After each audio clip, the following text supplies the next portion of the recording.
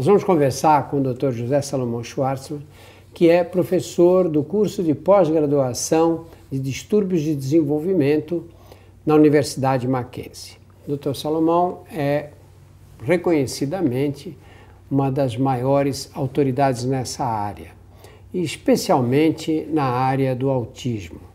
E agora, Salomão, saiu uma estatística do Centro de Controle de Doenças nos Estados Unidos, o CDC, dizendo que nós temos, para cada 68 crianças nascidas, uma tem autismo. Eu lembro que isso, muitos anos atrás, era um caso de autismo para cada 20 mil crianças. Esse número foi diminuindo gradativamente.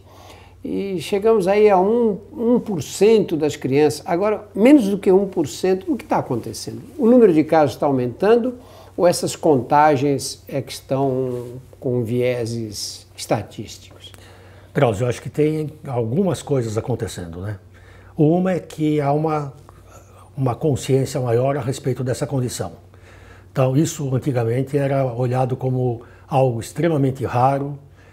Você conversava com pediatras que te diziam que nunca haviam visto um autista na vida. Você não tinha centros de referência para isso em nenhum lugar do mundo. E à medida que isso foi sendo mais conhecido, obviamente começou a ser mais diagnosticado. Uma outra coisa que está acontecendo é que o conceito de autismo ele foi descrito em 1943. Ele era uma coisa muito limitada, os casos eram muito característicos e o conceito veio sendo cada vez ampliado. Então o que eu acho que está acontecendo?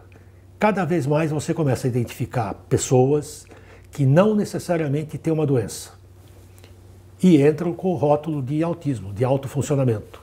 Nesse relatório do CDC, eles identificaram diferenças entre as crianças brancas e as crianças negras e aquelas que eles rotulam de latinos, não é? E acho engraçado porque os latinos não têm cor, não é? Tanto faz se é branco ou negro, eles fazem parte de uma categoria especial.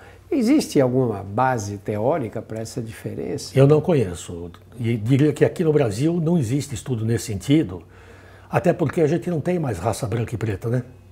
Quer dizer, hoje no Brasil isso é uma coisa absolutamente fora da realidade. Quando você faz um trabalho científico hoje, inclusive você nem fala mais em 25% brancos, negros, porque você já não tem mais isso, né? É um problema de graduação, né? Todos nós somos mais ou menos brancos ou mais ou menos negros, né? Salomão, vocês sempre falam que o autismo, como muitas outras patologias em medicina, como os outros distúrbios em medicina, quanto mais cedo você faz o diagnóstico, melhor, porque você pode intervir mais precocemente. E no caso do autismo, o que dificulta esse tipo de intervenção precoce? O que eu te diria? Se você tiver conhecimento a respeito e tiver sensibilidade suficiente, você começa a perceber em bebês por volta de 6, 4 meses que eles têm um comportamento atípico. Com relação ao autismo especificamente, hoje a conduta é, se você suspeita que uma criança possa vir a ter autismo, mas ainda não manifesta claramente, a conduta hoje é começar a tratar, que é totalmente diferente do que quando eu comecei a trabalhar com autismo. Quando eu comecei, a conduta era, existe uma suspeita de que ele seja autista. Volta quando ele tiver 5 anos. Aos 5 anos eu já posso dizer se ele é ou não e começo o tratamento. Coisa que não tem sentido. E vamos lembrar os primeiros sinais de alerta, aqueles comportamentos que a mãe olha e fala, tem alguma coisa esquisita com essa criança. Então, tirando esses sinais mais sutis que você pode perceber numa criança de 6, 8 meses, entre 12 e 18 meses você seguramente tem indicativos interessantes. Do tipo, uma criança entre 12 e 18 meses que não atende de forma sistemática quando é chamada pelo nome e que ouve, esse é um sinal de alerta. Não necessariamente de autismo, mas de um desenvolvimento atípico. Uma criança dessa idade que não aponta, não para pedir uma coisa, mas para compartilhar atenção com você, do tipo, olha o passarinho, ou você fala assim, olha o avião, e ele acompanha, ou você mostra uma coisa e diz, olha o boneco, é suspeito de que alguma coisa está errada.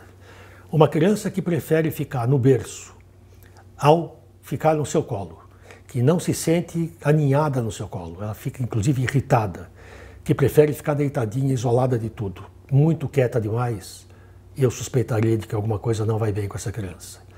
Crianças que têm comportamentos repetitivos, do tipo balançar na cama, balançar a cabeça, ficar fazendo assim com a mãozinha, exageradamente.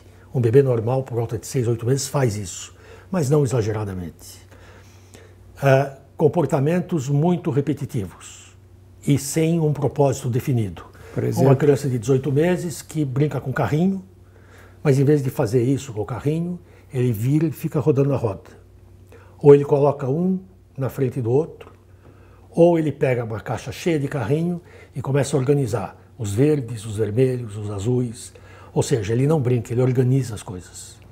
Então, ou um excesso de apego à rotina. Crianças que, por exemplo, você costuma levá-la de carro, de casa até a escola, e um dia você tem que mudar o trajeto porque a rua está consertando, ou seja, ele entra numa crise terrível de birra, porque ele não admite que você possa mudar. E na criança pequena, um sinal de alerta é uma seletividade muito exagerada com relação à comida. Crianças que só comem pastoso, numa idade em que já deveriam comer sólido. E que comendo sólido, só comem determinadas coisas, às vezes até colocadas do mesmo jeito no prato. Agora, é estranho um distúrbio em que você tem uma variabilidade tão grande de apresentações, não é? Você tem desde a criança que fica parada na frente da parede, balançando, que não fala uma palavra, até outros com alto desempenho intelectual em determinadas áreas. Então, Drauzio, mas todos têm comprometimento nas 3 áreas. Todos têm na comunicação, no comportamento e na interação social. Só que se você imaginar que o sujeito tem um pouco de cada, é compatível com uma vida, vamos chamar de normal, né? Você não tem que ser exuberante do ponto de vista social, você não tem que ser um Rui Barbosa da comunicação, e você toca a tua vida. Então, eu acho que uma das coisas que define o que é característica própria do indivíduo e um transtorno é o grau de comprometimento adaptativo que aquilo traz ao indivíduo. Salomão, você fala sempre no diagnóstico precoce e no tratamento precoce. Só que o autismo, por ser uma deficiência que atinge circuitos de neurônios que você não pode consertar, não é? Por que a importância do tratamento precoce? Por que é tão defendido assim? Porque as pessoas podem dizer, bom, mas isso não vai curar mesmo. Não vai curar mesmo, né? Isso a gente deixa claro para as famílias que, por mais que você trate, se ele for um sujeito autista, ele vai ser autista o resto da vida. Mas todos os indicativos são de que o tratamento minimiza os danos. Todos. Agora, esse tratamento envolve equipes multidisciplinares, não é? Como é que nós estamos no Brasil nessa área para aqueles que não têm condição financeira? Muito mal. Estamos muito mal, Drauzio. Quer dizer, a rede pública hoje oferece muito pouco para esse tipo de indivíduo.